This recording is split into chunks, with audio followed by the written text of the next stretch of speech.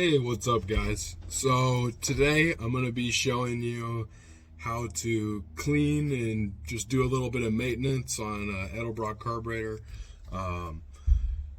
Quadrajet is pretty much the same thing. Holley's a little bit different, but you know, carburetors are kind of carburetors. They work a little differently, but they all do the same thing. Yeah, this will be a good video for a beginner, someone who's never done it before, or someone who's just not comfortable. It'll be an easy guide to just follow through all the bolts you need to take out, all that stuff. So make sure to like, comment, and subscribe, and enjoy the video. Alright, so here's what we're doing. We've got an Eddlebrock 1405 600 CFM carburetor, and so I've taken and pulled the metering rods, just loosened up these here. They pull out, and then all of these here go around the top.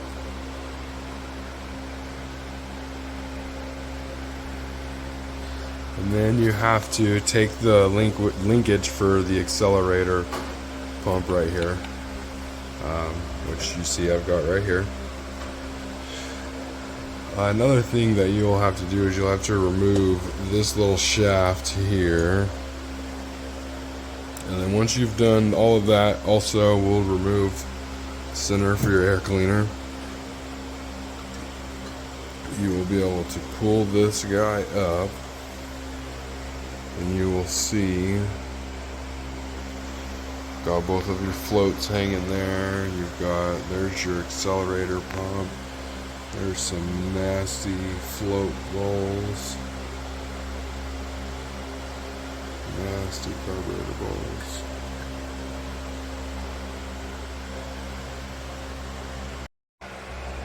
You'll see down in there, there's where our jets are at, right down there in the bottom of the bowls. You can see how nasty these bowls are. If I scratch the bottom with my finger, that gives you a pretty good idea what we're working with here.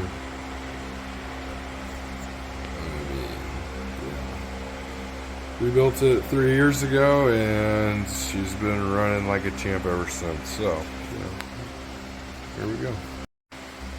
Alright, next up we're gonna pull all of these for the air horns. You can see on the primaries and secondaries, and also the little squirter here.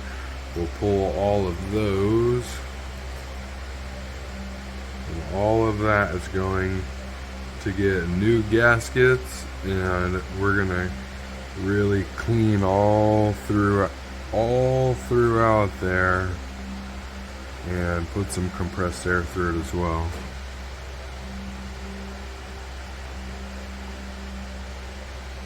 And same thing here. All through there. And you can see down here inside the bowl, there's our jets, our main. Alright, here it is without any gas in it. You can see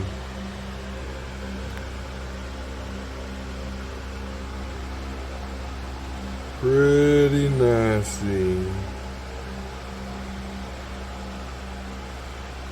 Shows you it can be running perfectly fine and look like that on the inside. So, you know, good idea to do it every couple of years. As you can see, we're pulling the jets now.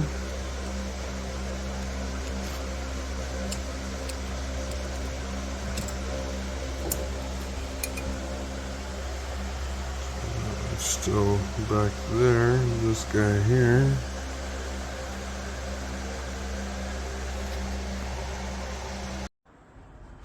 Alright, so we've got her fully stripped down.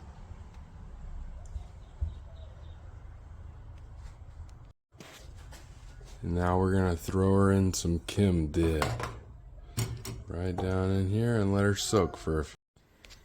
Alright, so now I let it sit into our our Chem dip here for a couple hours. I don't know, maybe 3 or 4, give or take. You can see she's cleaned up. She's not quite there, but she's getting close. Like I said, I soaked everything. So, and then I came in and I've started brushing everything down, drying it off, and then I'm just using a compressed air to blow everything out. Thing about these carburetors are, however deep you want to get into it is how deep you can get into it. You know, you can take a bottle of carburetor cleaner and blow out all the fuel valleys and everything out of it and put it back together and throw it on, and it's probably going to be good to go for a long time and it'll be fine. Some people like to get a little bit crazy over it. I personally kind of like to get a little bit crazy over it, maybe go a little overboard, but you know, it's nice to do. Alright, so next thing on here, we want to go ahead and put all of our air horns back on. We want to run them down slowly and evenly, make sure we're applying good pressure. Same thing with our squirter here. Also, we're going to go ahead and take our idle mixture screws. After we've cleaned everything, we're going to run them all the way in. And we're going to take our flathead here. We're going to take them 2 complete turns out. So half 1, half 2, half 1, half 2. All right.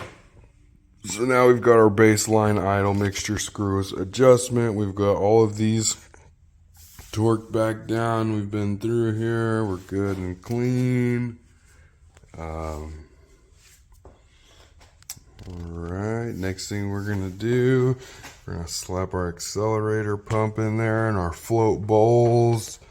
Yep, we're gonna get it all slapped back together. Alright, now we're going to set our float ball height.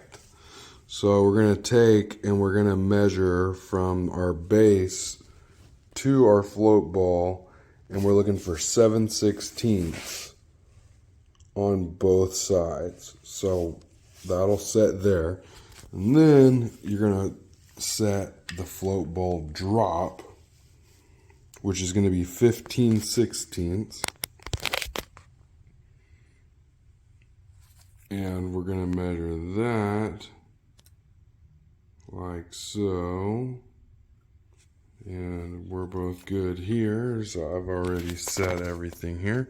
So yeah, and then you'll just kind of check it out and make sure you double, triple check. Very important stuff. Visualize, make sure they look like they're sitting right about the same. All looks good. I've checked it like 5 times, so I know it's good. Alright, there she is. Fully cleaned up and ready to rock. So there you go. Like I said, you can kind of get into it as much as you want, or as much or as little as you want, you know.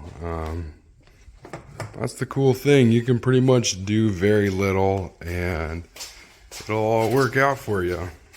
So for anybody who doesn't already know, this is the setup that we're going on. Small block Chevy, 150 shot of nitrous, long tubes, intake, summit cam, yeah, you know, just all your regular stuff. HEI distributor, dual core, or 4-core dual electric, power steering, power brakes. Yeah, man. So that's how you rebuild a Eddlebrock. Thanks.